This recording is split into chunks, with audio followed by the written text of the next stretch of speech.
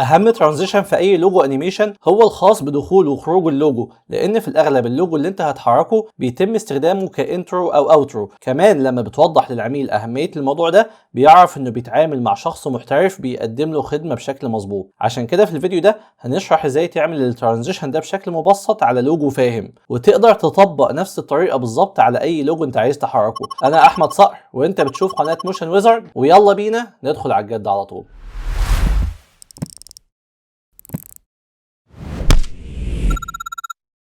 طبعا زي ما انتم شايفين فاللوجو بالكامل متحرك، والحمد لله نلت الشرف ان انا احرك لوجو لقناه مهمه وبتقدم محتوى جميل زي كده. لو حابين نشرح الحركه بالكامل فعرفونا في التعليقات تحت عشان خاطر نعمل لها فيديو منفصل. زي ما احنا شايفين لما بنقف عند اول الكومبوزيشن بنكتشف ان الحركه بادئه بدون اي سوليد او اي خلفيه، وده عشان خاطر زي ما قلنا لما نيجي نحط اللوجو كانترو او كاوترو يظهر على الفيديو بتاعنا بشكل احترافي. خلينا نشوف هنا احد الفيديوهات بعد ما اتحط عليها اللوجو. زي ما احنا شايفين قدامنا اللوجو بيظهر على الفيديو نفسه، ووقت ما بيجي يخرج برضه بيخرج وبيظهر من خلاله الفيديو نفسه مره تانية. فاحنا بنعمل كده عن طريق ان احنا اول حاجه نبدا الحركه بتاعتنا بخلفيه شفافه، وانا دايما بخلي الكومبوزيشن اللي في اللوجو لوحده، بحيث ان انا لو حبيت اعمل حركه داخل الكومبوزيشن او من خارج الكومبوزيشن يبقى التحكم بالنسبه لي اسهل. خلينا نطبق عشان نشوف. دلوقتي انا عملت دايره بالشكل ده وطلعت من خلالها شكل المخ او شكل الراس اللي بتتحرك، وبعد كده بيبدا يظهر اللوجو عندي ويتشكل. فاللي انا واقف عليه دلوقتي الكومبوزيشن بتاع اللاير ده متاخر شويه، لان اول حاجه انا بعمل الدايره دي ازاي. خلينا نعملها من اول وجديد. خلينا احذفها كده،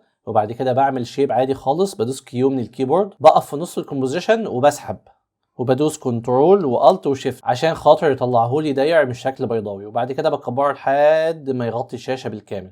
تمام. دلوقتي جايب الخلفيه لونها احمر، بعد كده ممكن نغيرها مفيش اي مشكله.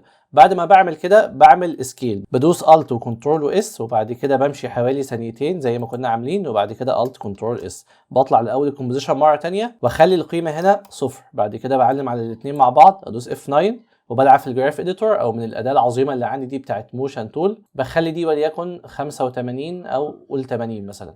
بعد كده نشغل كده ونشوف. الاول بدوس هنا سولو عشان اشوفها لوحدها، او بعمل الت اس، ده اختصار انا عامله لنفسي. بعد كده اضغط صفر من الكيبورد واشوف.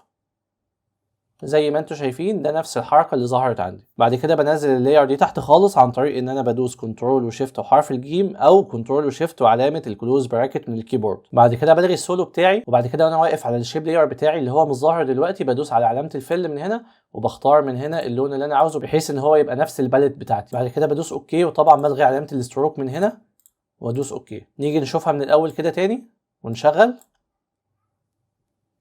تمام كده احنا عملنا الحركه اللي في الاول. وطبعا زي ما انتم شايفين برضو لو لغينا العلامه بتاعه الترانسبيرنت من هنا هتلاقوا ان انا عملت الحركه بتاعه العقل او المخ ان هي جايه من تحت برضو بره الكومبوزيشن بتاع اللوجو بتاعي، بحيث ان هي تدي تداخل يبقى شكله حلو، وده احنا كنا شفناه في الفيديو اللي احنا لسه باصين عليه من شويه. كده احنا خلصنا الحركه اللي في الاول. طب الحركه اللي في الاخر بتاعه خروج اللوجو بنعملها ازاي؟ ركز معايا في النقطه اللي جايه دي لان هي نقطه مهمه جدا جدا جدا.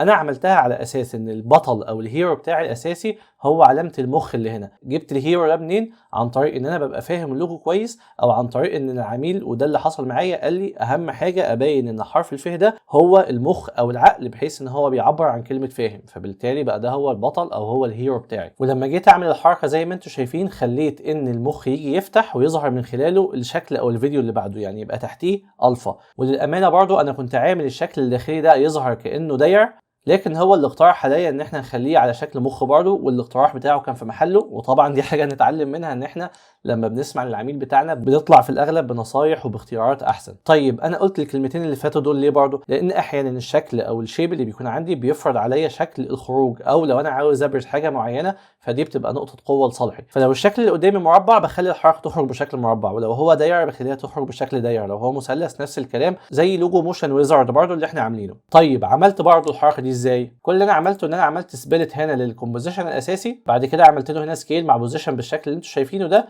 وبعد كده جبت حرف الف، وهي دي النقطه المهمه ان انا جبت حرف الف وخليته برضه ياخد سكيل وبوزيشن زي ما انتم شايفين، وخليت الكومبوزيشن الاساسي ده يظهر من خلاله. يعني انا دلوقتي لو لغيت هنا الالفا بتاعي هيبقى اللي فوق ده ملهوش اي لازمه، فبالتالي انا حطيته وشفته لكن مفيش اي حاجه باينه ومفيش اي حاجه ظاهره. فانا عملت ايه؟ جيت هنا من علامه البيرنت الخاصه بالالفا وقلت له يظهر من خلال حرف الف، بس حتى الان الدنيا ما ظهرتش مظبوطه، وده لان انا مش عاوزه يظهر من خلال حرف الف، انا عاوز التقاطع بتاعه مع حرف الف ما يبانش. يعني انا دلوقتي اللي عاوزه ان انا هعمل انفيرت للميل، يعني هاجي اقف هنا بدوس على العلامه دي وبالتالي الشكل يبقى اتكون بالنسبه لي بمنتهى السهوله.